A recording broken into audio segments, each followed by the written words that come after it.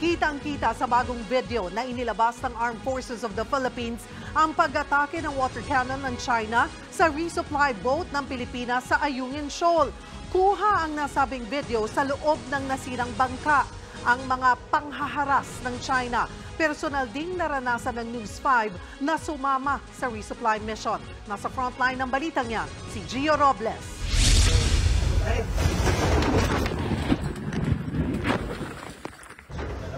Pambobomba ng water cannon ang inalmusal kahapon ng mga sakay ng Philippine resupply boat na Unayza May 1 at Unayza May 4 sa Ayungin Shoal.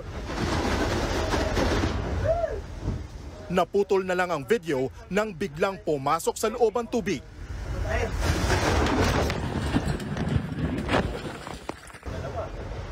Walang kalaban-laban ang dihamak na mas maliit nating bangka kumpara sa nakapalibot ditong dalawang China Coast Guard vessels. Personal kong natunghayan yan mula sa sinasakyan kong BRP Cabra na naka-escort sa resupply boat. Palapit na tayo ngayon sa isa sa mga resupply boat ng Pilipinas kung saan makikita ninyo magkabilaan na binobomba ng water cannon ng dalawang Chinese Coast Guard vessel, yung mas maliit niya na resupply boat ng Pilipinas. Ang magkabilaan po na ginagamitan ng water cannon nitong dalawang Chinese Coast Guard vessel, yung mas maliit na resupply boat ng Pilipinas. Yan, nakikita niyo po ninyo, tinamaan na po ng water cannon itong resupply boat natin. Sa isa pang aerial video, makikitang umaatras ang barko ng China habang tila pinaliliguan ang ating resupply boat. Nagtagal ng 8 minuto ang water cannon. Sa lakas ng impact ng tubig, nabasag ang mga salamin ng bintana ng Unayza May 4. 4 ang sugatan sa mga sakay ng bangka, isa sa kanila kinailangan isugod sa ospital pagbalik sa Palawan. Isa sa mga sakay ng Unayza May 4, si Vice Admiral Alberto Carlos, ang commander ng AFP Western Command na nagtamo ng mga sugat sa kamay at paa.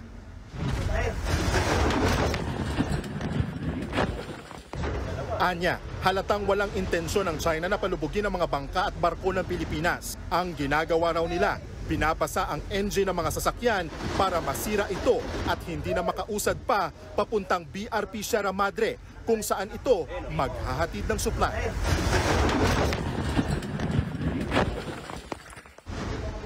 Pati ang BRP Sindangan na naka-escort sa Unayza May 4, binangga ng mas malaking barko ng China. Habang ang sinasakyan ko namang BRP Cabra ang dapat nakabantay sa isa pang resupply boat na Unayza May 1. Pero alas 3 pa lang ng madaling araw kahapon, bago pa man ang insidente ng water cannon, kami muna ang unang hinaras ng China. Hindi pa man sumisikat ang araw sa bahaging ito ng West Philippine Sea, para bang wala ng oras na sinasayang ang China Coast Guard at mga Chinese Maritime Militia vessel. Kung makikita nga ninyo sa likuran ko, ito na, nakabuntot na sila sa atin habang tayo ay bumabiyahe pa Ayungin Shoal. Dalawang barko ng China Coast Guard at dalawang Chinese Maritime Militia vessel ang nakabantay sa sinasakyan namin na BRP Cabra. Habang tumatagal ang aming paglalayag, mas dumarami ang mga bumubuntot na barko ng China. Mas naging agresibo rin ang mga Chinese vessel at hindi na kami nilubayan.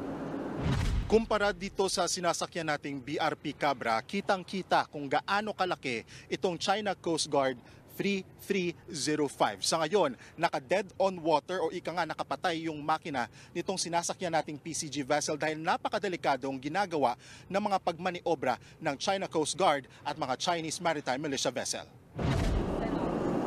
Sa kabila niyan, tagumpay na nakalusot ang Unayza May 1. Dala nito ang kalahati sa supply ng pagkain, gamot at iba pang pangangailangan ng mga sundalo na nakasadsad sa BRP Sierra Madre sa Ayungin Shoal.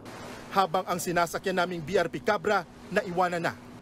Sa kabuuan, umabot sa 22 mga barko ng China na nakapalibot sa Ayungin Shoal. 18 sa mga yan, Chinese Maritime Militia vessels. Bagamat isang resupply boat lang ang nakapasok sa Ayungin Shoal, matagumpay pa rin kung ituring ng Philippine Coast Guard ang kanilang misyon. This has always been a very successful mission on the part of the national government.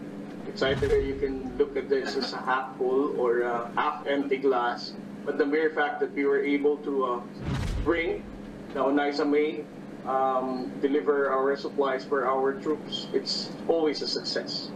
Nagbabalita mula sa Frontline, Gio Robles, News 5. Mga kapatid, Lucy Cruz Valdez po, maging maalam at may pakialam sa mga napapanahong balita sa bansa.